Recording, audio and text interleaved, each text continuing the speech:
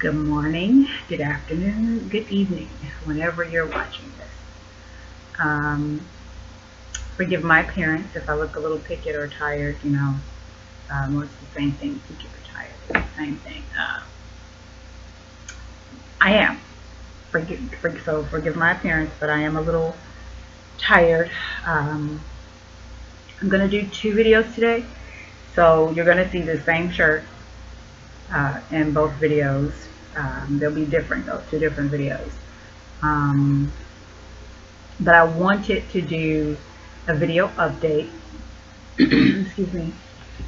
I wanted to do a video update from my last video that I posted when I was in the hospital. And hopefully you can hear me. I'll try to speak up, but I'm still very weak and still in pain. So first, again, forgive me. So the last video I did from a hospital bed, and that was in January, the beginning of January. And just to give a little bit of a recap, and if I can actually figure out how to attach it, because I'm still new to this whole thing, so if I can figure out how to attach it, I will. But just to give a little bit of a recap, I've been sick for a little bit, and I thought it was the flu, and it turns out that it wasn't the flu. I woke up, I went to work one day, early January, and I've been having flu, what I thought were flu-like symptoms. The chills, a fever, tired, and because the flu was going around, I just thought, I was the next person to get it. So I treated it as the flu. I took cold and flu meds, and when it began to, what I thought, go away, I said, okay, then I caught it right in time. Well, it turns out it wasn't the flu. It was actually a serious infection in my reproductive system. And I'm sorry for the uhs and the ums, but I know better. But it was a serious infection, and we found this out because one day, a week after the whole flu symptoms started, or what I thought were flu-like symptoms started, went to work. My husband and I both went to work, and from previous videos, you know that my husband's been sick for over a year, and he was finally feeling well enough to go back to work, so he's back at work. So he and I, both went to work. We came home from work. We were tired, so we both lay down, took a little bit of nap. But I woke up from my nap in pain, severe stabbing, rip your guts out pain. And when I say rip your guts out pain, I mean that's exactly what it felt like. Someone was stabbing me in my lower stomach, twisting the knife, and then just ripping my insides out. That was some intense pain, to the point where I could not walk. I could barely talk. I made it to the bathroom thinking, it was maybe gas and I really had to go, but it was unlike anything I'd ever felt before. And I've had 3 babies, all natural. This pain was unlike anything I'd ever felt before. Was rushed to the hospital via ambulance, got to the hospital, found out I had an infection, a very severe infection, that had actually gone septic in my reproductive system, specifically my fallopian tubes. And was treated for that, was in the hospital for a week, was home on IV antibiotics for 2 weeks, and thought everything was fine. Was cleared by the doctors to go back to work. Had my IV tube taken out. I have it here now, but it was over here before, and I'm getting to what's going on here. Had the tube taken out and thought everything was fine. My youngest child had come down to be with me for 2 weeks to kind of help out around the house, because I couldn't really do much of anything. I wasn't supposed to be outside. I wasn't supposed to be doing anything strenuous. I could only go outside when I was going to doctor's appointments. The most strenuous thing I could do was bathe, and even that was limited. So anyway, I'm cleared to go back to work. Everything was supposed to be fine. Tuesday morning, my youngest left here, Texas, Tuesday morning, but we dropped her off, and that's a whole nother story. Off Monday night at the airport because she didn't want us to. She didn't want us to have to get up so early in the morning because the flight left at 7 in the morning, which means that she had to be at the airport by 5, no later than 6. And instead of us having to get up at 4 in the morning and get her to the airport, we dropped her off Monday night. And so anyway, Tuesday morning when we woke up, I had some pain in my left side, and it didn't feel right. It was odd, but it wasn't a sharp pain. It was a dull pain, but really very obvious. It let you know that it was gas. I got up, I actually went to work. It was my first day back at work. Went to work, and everybody was glad to have me back because I've basically been gone for 3 weeks, almost a month.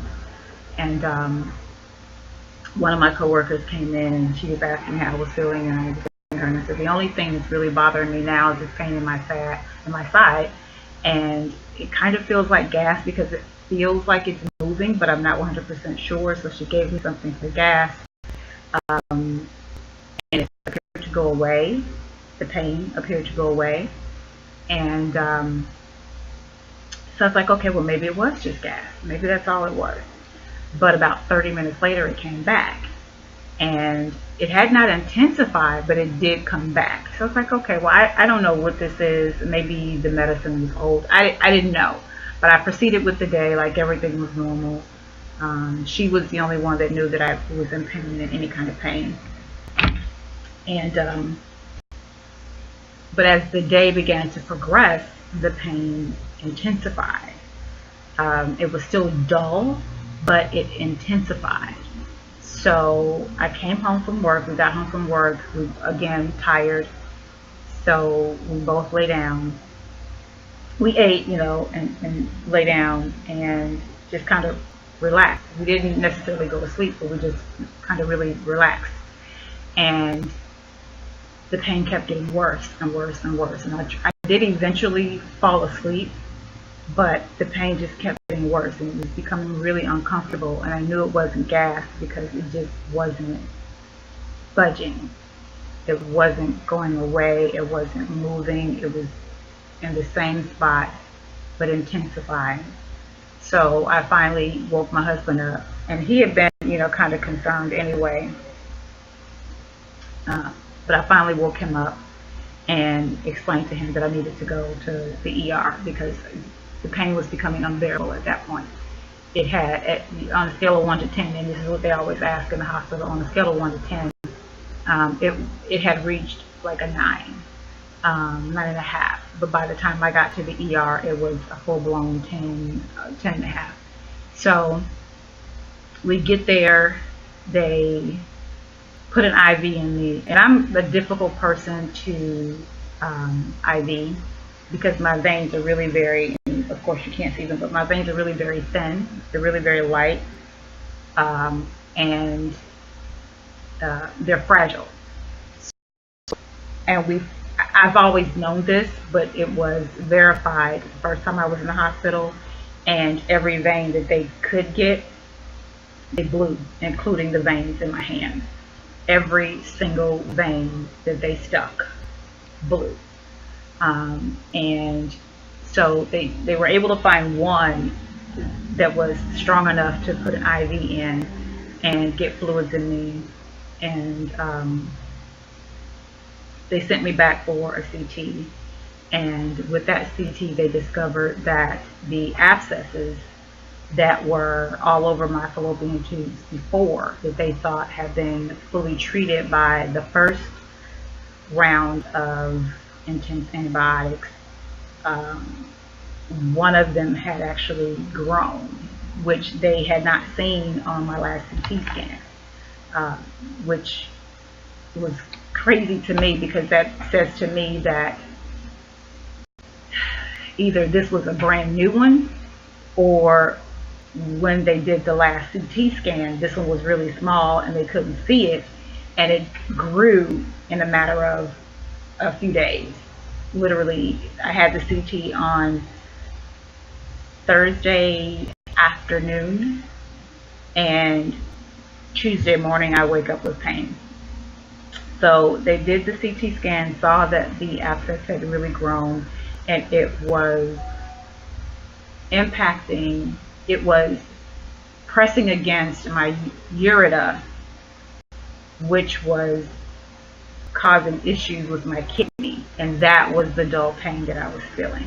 It was a pain in my kidney. So at that point, they started me on the heavy doses of antibiotics again, and admitted me to the hospital and said, okay, we've got to do surgery.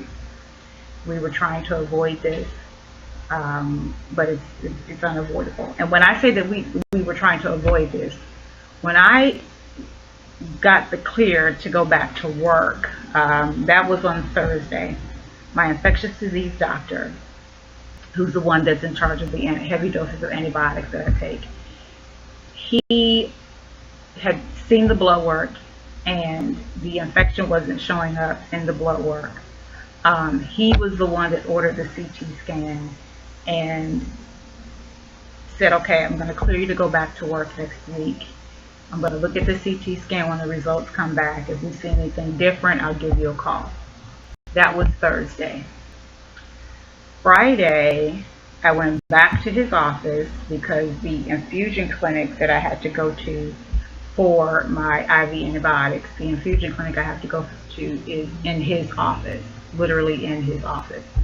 So I had to go back that Friday for them to take the PICC line out. Monday, I went to see the gynecologist because, as I said, the infection is in my reproductive system, specifically my fallopian tubes. Sitting with the gynecologist Monday, he had seen the CT results, he had seen the blood work results, and as far as he was concerned, everything was okay. So we talked about having the surgery because he still wanted to remove the fallopian tubes because that was the major issue. But more than that, he wanted to just go ahead and give me give me a hysterectomy, which I was 100% fine with and have wanted one for years, and I could not find a gynecologist that would do it. And I'm going to try to make this a little bit quick because I'm already at 13 minutes. But anyway, so we had discussed having the hysterectomy in March, and we were fine. This is what everyone had decided. You know, infectious disease doctor said everything was cool. The line had been removed. The gynecologist said, okay, let's plan on March for your hysterectomy. Tuesday, I wake up with this pain in my side.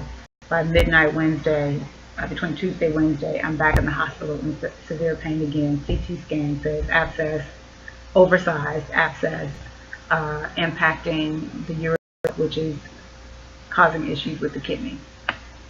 So now this surgery that we had discussed happening in March has to happen now. So now we're in Wednesday, the full day of Wednesday, and I'm still in the ER because there are no beds available, and there are no beds available because the flu epidemic going on, so people are being admitted to the hospital for the flu. So I'm in the ER for about 15 hours before they finally have a room for me upstairs.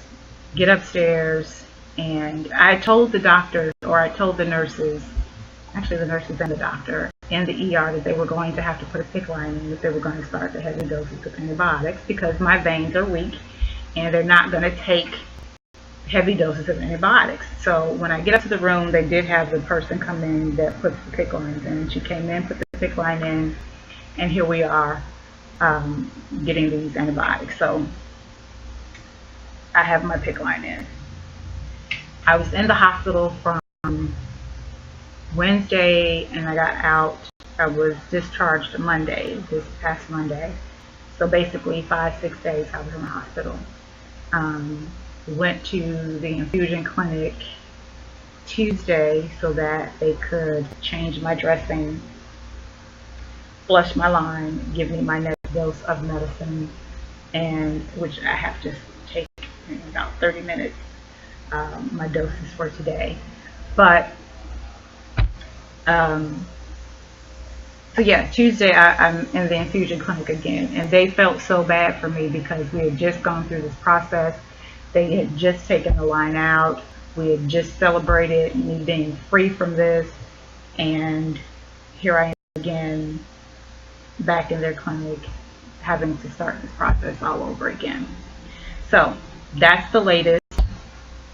I haven't called the doctor's office to schedule my next appointment with him, but I've got at least, according to my infectious disease doctor, at least 2 to 3 weeks on heavy antibiotics. 2 to 3 weeks this time around. Last time it was 2 weeks, not including the week I was in the hospital. But this time he says he might take it to 3 weeks, not including the week I was in the hospital, because he just wants to be 100% sure that the infection is gone this time. And when they did the surgery, they took my fallopian tubes, they cleared out all of the infection that they could get, that they could see. They cleared it all out, and they took my fallopian tubes only. And the only reason that they only took the fallopian tubes is because the gynecologist said that when he got in there, he and the other surgeon that was there to assist, when they got in there, the infection was so bad that he really just wanted to concentrate on clearing out all of the infection and getting the culprit, which was my fallopian tubes, out. And then we'll finishing the hysterectomy later, which I'm grateful for, but that just means I have to have another surgery. It's a painful process, but one of the things that I have said that I'm grateful for is that it's not more serious than it is. Because when you have an infection that goes septic, if you know anything about sepsis infections, you know that it could actually pollute your bloodstream and eventually kill you if not caught. It had started polluting my bloodstream the first time around, which is why I had to do the intense antibiotics the first time around. They're doing their best to keep it from polluting my bloodstream this time around, which is why he wants me on a longer duration of antibiotics. So I'm grateful. It could have been a lot worse. It could be cancer. I'm grateful that it's not. And this whole get up kind of reminds me of what some cancer patients have to go through. But I am truly grateful that it's not more serious than what it is. And that's kind of how I look at things in general. Bad situations, my family could be mourning a month of my no longer being here, So I am truly grateful that it is what it is and it's not worse. I mean, I just celebrated yesterday 7 years of marriage with my husband. And even though we didn't do anything, because I'm in no shape to really do anything, we're still grateful that we have each other. And his health challenges, and right now his biggest thing is his back. He's been having some severe back pain, which really requires that he take muscle relaxers and intense pain meds, but he doesn't want to because he doesn't like the way it feels. And I can't be mad at him about that, because having back issues myself, and thankfully I haven't had to experience any in a while. Excuse me. I don't like taking muscle relaxers either. I don't like taking heavy doses of pain meds either, so I understand him fully. Pain meds now because of the surgery, and the numbing medication that they use is wearing off, so the pain is even more intense than when I first came home. So I do 100% understand where he's coming from and saying that he doesn't want to take the muscle relaxers, he doesn't want to take the pain meds, but I ask him every night to take something because he needs to get his rest so that he stays healthy, so that he doesn't relapse into his illness. So that's the update. Thank you so much for watching the video. I truly appreciate you. And for anyone that has sent up a prayer for us, we appreciate you for that.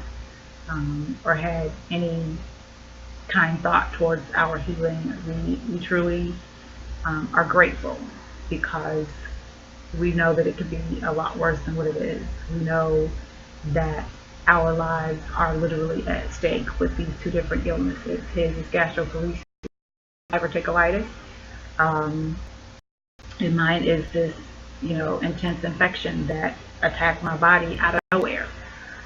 It has dumbfounded the gynecologist and the infectious disease doctor, because my tubes were tied over 10 years ago. And when I say over 10 years ago, I mean my youngest child, who is now 19, on her way to 20, was about 4 when I had my tubes tied, because I hadn't planned on having any more children. I had my 3, that was it. My then husband and I were separated, and we said even if we got back together, we weren't having any more children.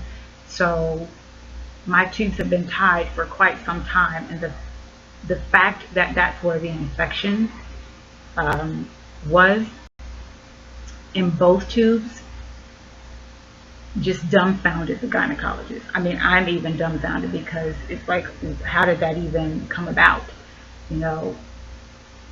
Who has ever, and maybe someone else has experienced this, I don't know, but it's just so bizarre. But anyway, I'm grateful. Thank you again for watching the video. Peace and blessings to you, and remember to walk in your purpose.